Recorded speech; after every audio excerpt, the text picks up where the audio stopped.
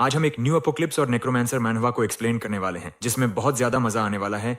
इसलिए video like करके channel को सब्सक्राइब कर दो। तो इस सीरीज को शुरू करते हैं। कहानी के शुरू में कोई कह रहा है, आज से 25 साल पहले लगभग 2043 के साल में अचानक से अर्थ के ऊपर हेल गेट्स खुलना शुरू हो गया था, जो दुनिया के हर कोने में देखा गया था। जिस पोर्टल के अंदर से मॉन्स्टर बाहर निकल के आने लगे, जिससे हमारा शांत वर्ल्ड बिल्कुल हेल में चेंज हो गया। लेकिन ये इसका अंत नहीं था, ये शुरुआत था ह्यूमैनिटी के एंड का। ये डिमेंशनल रिफ्ट्स एक नया ईरा लेकर आया, एक ऐसा ईरा जिसमें ह्यूमैनिटी का पूरा एनाइलेशन हो गया। लेकिन इस अपोकलिप्स के बीच एक अकेला इंसान, जो इन सभी खतरनाक मॉन्स्टर के बीच अभी तक सर्वाइव कर पा रहा है। ये बोलते हुए हम एक मिस्टीरियस फिगर को देखते हैं, जो अपने हाथ में मॉन्स्टर का सिर लेकर वो किसी के पास आता है, जिसे देखकर एक बुढ़ा उसकी तरफ आता है। ये हमारा सीरीज का मेन कैरेक्टर है। इसके बाद वो जाकर उस शैडो कैरेक्टर के सामने खड़ा हो जाता है, जो देखकर वो शैडो कैरेक्टर तुरंत एमसी के सामने सिर झुकाकर ग्रीटिंग्स करते हुए डीमन का सिर उसे ऑफर करता है, जिसको हमारा मेन कैरेक्टर सिर्फ एक कोल्ड लुक के साथ देखता है। इसके बाद सीन शिफ्ट होता है एक बार में, जहां एमसी को डीमन हेड कहता है, मैं तुम्हें जानता हूं, तुम वही सन की ह्यूमन हो जो सिर्फ हाई रैंकिंग डीमंस को टारगेट करता है। लेकिन तुम ये काम किस मतलब के लिए कर रहे हो? जो सुन के बुढ़ा एमसी पैक मारने के बाद उसे कहता है, तू बहुत ज्यादा ही बात कर रहा है, कुछ समय तक रुक, तुझे सब कुछ पता चल जाएगा। मैं एक बात बोलना तो भूल ही गया था, पहले जिस शैडो फिगर को हमने देखा था वो हमारा एमसी का समन सोल्जर है। एमसी की बात पूरी होने से पहले वो डीमन हेड चिल्लाकर कहता है, क्या तुम उस क्वेस्ट को कंप्लीट करने के लिए ऐसा कर रहे हो? इसके बाद हमें उस क्वेस्ट के बारे में बताया जाता है। ह्यूमैनिटी के खत्म होने के बाद सर्वाइवर ने एक अजीब क्वेस्ट को कंप्लीट करने की कोशिश शुरू की थी। ये एक ऐसी क्वेस्ट है जिस क्वेस्ट को पूरा करने के लिए extremely powerful 6 million high class demons का सिर कटना पड़ेगा। इसका एक ही ऑब्जेक्टिव था, टाइम के फ्लो को मैनिपुलेट करके पीछे जाकर एपोक्लिप्स को रोकना। ये बोलते हुए हमें एमसी के सामने उतने सारे हाई क्लास डीमन हेड को भी दिखाया जाता है। इसका मतलब हमारे मेन कैरेक्टर बुढ़े ने उतना हाई क्लास डीमन हेड को इकट्ठा कर लिया। फिर एमसी डीमन हेड को देखकर उस डीमन को कहता है, मैंने रिग्रेशन के लिए तुझे मिला के सभी डीमन हेड को इकट्ठा कर लिया। एमसी को देखकर सभी डीमन हेड उसे गुस्से में चिल्लाकर कहते हैं, पागल बुढ़े, तू ये सब करके क्या हासिल करना चाहता है? क्या तुम मानते हो उस बकवास क्वेस्ट को पूरा करके टाइम में पीछे जाकर फ्यूचर को बदल सकते हो? डीमन हेड की ये सभी बातें सुन के एमसी बिल्कुल कोल्डली कहता है, मैं ऐसा इसलिए कर रहा हूँ क्योंकि मुझे मेरी बेटी से मिलना है। जो सुन के सभी डीमन हेड हंसते हुए कहते हैं, क्या तुम इस जैसे बेकार रीजन के लिए इतना सब कर रहे हो? जिससे गुस्सा होकर एमसी एक डीमन हेड को मारते हुए कहता है, केवल इस कारण के लिए मैंने इस हेल में आखिर तक सर्वाइव किया और तू इसे मीनिंगलेस बता रहा है। फिर और एक डीमन हेड उसे कहता है, लेकिन तुम जो भी कर लो,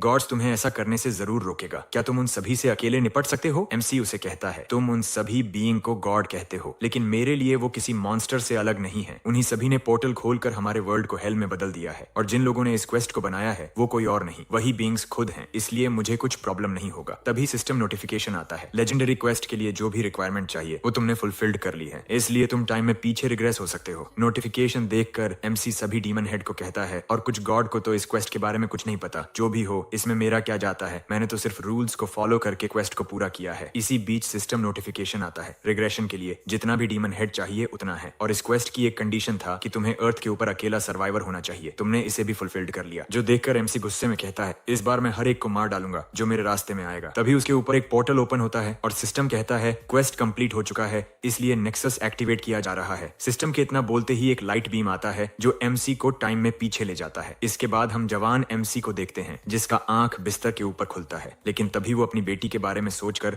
उसके रूम की तरफ पागलों की तरह दौड़ते हुए जाता है। फिर वो अपनी बेटी के रूम का दरवाजा हड़बड़ी में खोल के चिल्लाकर कहता है, सोमिन, क्या तुम ठीक हो? लेकिन वो देखता है उसकी बेटी आराम से सो रही है, जो देखकर वो शांत होकर पास्ट लाइफ में उसके साथ जो हुआ था वो उसके बारे में सोचता है, जहां वो अपनी बेटी को एक बिल्डिंग से ऊपर खींचने की कोशिश कर रहा है। लेकिन एमसी इतना घायल होता है कि उसके पास इतना पावर नहीं होता कि वो अपनी बेटी को ऊपर खींच पाए, और एमसी मन में कहता है, मेरा राइट हाथ बिल्कुल टूट चुका है और मेरा लेफ्ट हाथ काम नहीं कर रहा। हे भगवान, मुझे कुछ भी हो जाए लेकिन मेरे बच्चे को बचा लो, यही जीने के लिए मेरी आखिरी होप है। लेकिन वो आखिरी होप को भी एक मॉन्स्टर आकर खा लेता है। प्रेजेंट में वो ये सभी बातें सोच के बस रोने ही वाला था। उतने में उसकी बेटी नींद से उठ जाती है, जिसे देखकर तुरंत उसके रूम से बाहर आके कुछ समय तक तो शांत रहता है, लेकिन वो अपनी खुशी को ज्यादा देर तक रोक नहीं पाता, जिससे वो रोते हुए कहता है, पहले तो मुझे लगा था ये कोई सपना है, भगवान का शुक्रिया कि ये कोई सपना नहीं, रियलिटी है। कुछ समय बाद वो थोड़ा सा शांत होकर मन में कहता है, मुझे सब कुछ पता है कि अपोक्लिप्स कब होने वाला है और उसमें क्या होगा। जब दुनिया में हेल गेट ओपन होना शुरू होगा, तभी से शुरू होगा एक न्यू वर्ल्ड और न्यू ईरा का। ये बोलते हुए वो फ्रिज से पानी की बोतल निकाल के पानी पीते हुए सोचता है, 25 25 साल तक मैंने हेल में सरवाइव कर पाया, क्योंकि मेरे पास एक गोल था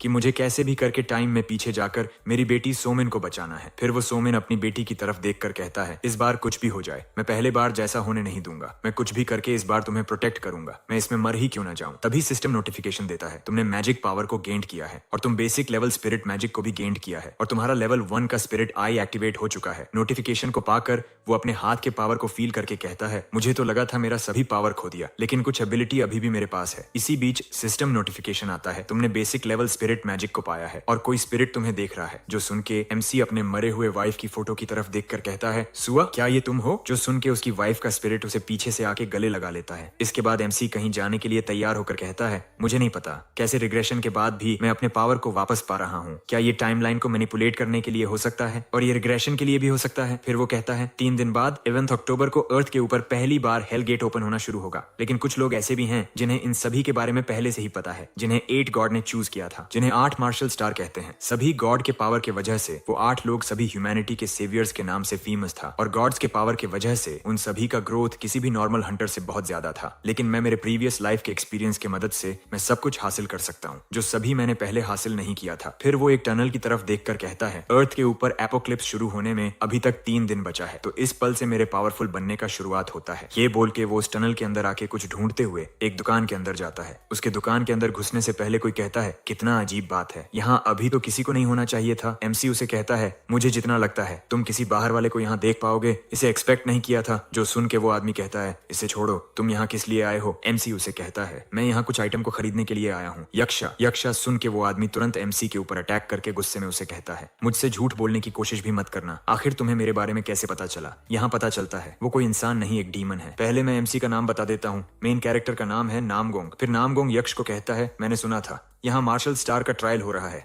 इसलिए मैं यहाँ आया हूँ, लगता है मैं गलत था। यक्ष उसे कहता है, जरा रुको, क्या तुम्हें कोई यहाँ आने के लिए इनवाइट किया था? तो ये मैटर और भी ज्यादा कॉम्प्लिकेटेड होने वाला है। मुझे लगता है कि 8 मार्शल स्टार का सिलेक्शन अभी तक चल रहा है। जो सुन के नामगोंग कहता है, इसीलिए तो मैं यहाँ पे इतना जल्दी आया हूँ, उस ट्रायल को जीतने के लिए। जो सुन के यक्ष जोर जोर से हंसते हुए कहता है, तुम छोटे से चूहे, तुम जरूर उस लेजेंडरी क्वेस्ट को कंप्लीट करके टाइम में पीछे रिग्रेस हुए हो, नहीं तो तुम्हें इतना सब पता नहीं होता। तुम्हें क्या लगा था मुझे इस जैसे क्वेस्ट के बारे में नहीं पता होगा? मुझे इस क्वेस्ट के बारे में सब कुछ पता है। इस क्वेस्ट की मदद से कैसे तुम टाइमलाइन को मैनिपुलेट करके इस टाइमलाइन में रिग्रेस हुए हो। फिर वो कहता है, तुम्हें क्या लगा था टाइम में पीछे आके तुम अपना मन मुताबिक सब कुछ कर सकते हो? तुम और कुछ भी कर पाओ, उससे पहले मैं तुम्हें मक्खी की तरह मसल के रख दूंगा। तुम्हारा ये वर्ल्ड उन सभी गॉड्स का एक चेस गेम जैसा है, लेकिन तुम्हारे पास वो नॉलेज है जिससे तुम इस गेम को खराब करके उन सभी को पागल बना सकते हो। यक्ष से इतना सब कुछ सुन के नामगोंग उसके हाथ के अंदर 3 छोटी चाकू घुसा के कहता है, तुम्हारे ये गंदे हाथ मुझसे दूर रखो। चाकू लगने की वजह से यक्ष दर्द के मारे चिल्लाते हुए एमसी को छोड़ के थोड़ा सा पीछे जाता है और नामगोंग धूल साफ करते हुए कहता है, मैंने तो ट्राई किया था तेरा हाथ काटने के लिए, लेकिन लगता है अभी मेरा बॉडी इतना स्ट्रांग नहीं है कि मैं तेरा हाथ काट सकूं, क्योंकि मेरे पास कोई स्पेशल आइटम भी नहीं है जिसकी मदद से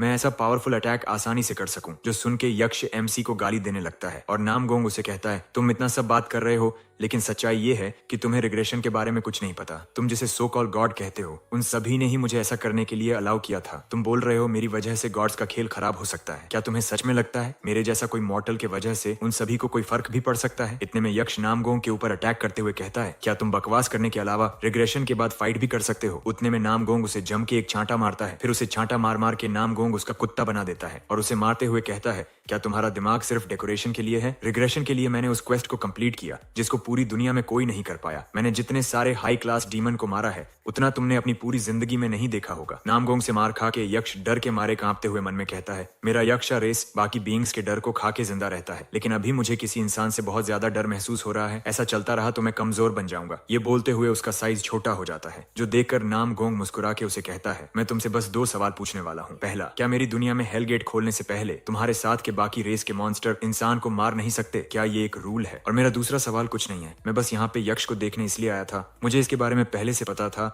कि तुम किसी भी हालत में हेल गेट ओपन होने से पहले मुझे मार नहीं सकते। मारा तो तुम गॉड्स के रूल्स को तोड़ दोगे। क्या मैंने ठीक कहा? 2nd रैंक यक्षा रेस मेंबर ग्यूरियू अपना नाम नामगोंग के मुंह से सुन के यक्ष हैरान होकर कहता है, तुम्हें मेरे रियल नाम के बारे में कैसे पता चला? नामगोंग उसे घूरते हुए कहता है, तुम्हें तो पता ही है हम दोनों के बीच कितना गहरा कनेक्शन है, इसलिए मुझे तुम्हारे बारे में सब कुछ पहले से पता था। जो सुन के यक्ष की हालत खराब हो जाती है। तुम इसका फटा हुआ चेहरा देखकर समझ सकते हो इसका हाल कितना ज्यादा खराब हो गया। फिर वह थोड़ा सा हिम्मत जुटा के नामगोंग को चिल्ला के कहता है, क्या तुम ये कहना चाहते हो कि पास्ट लाइफ में मैं तुम्हारा कोई सर्वेंट जैसा कुछ था। उसे चिल्ला के बात करता हुआ देखकर नामगोंग उसे सिर्फ घूर के देखता है, जिससे यक्ष की सभी हवा एक पल में निकल जाती है और वो डरते हुए मन में कहता है, ये मेरे साथ क्या हो रहा है? आखिर में मुझे एक इंसान का सर्वेंट बनना पड़ेगा। इतना सोच के वो नामगोंग के सामने अपने स्टोर का पोटली खोलता है। उसके शॉप के सभी आइटम को देखकर नामगोंग मन में कहता है, यहाँ पे तो सभी आइटम का कीमत बहुत महंगा है। अपोकलिप्स के शुरुआती दिन में हर एक मॉन्स्टर को मारने के बाद डीमन का एक हेड मिलेगा। ऐसा चलता रहा तो मैं एक भी आइटम इस शॉप से नहीं खरीद पाऊंगा। मैं आप सभी से पहले बोल देता हूँ कि इस मैनहवा में स्टोर में किसी भी आइटम को खरीदने के लिए करेंसी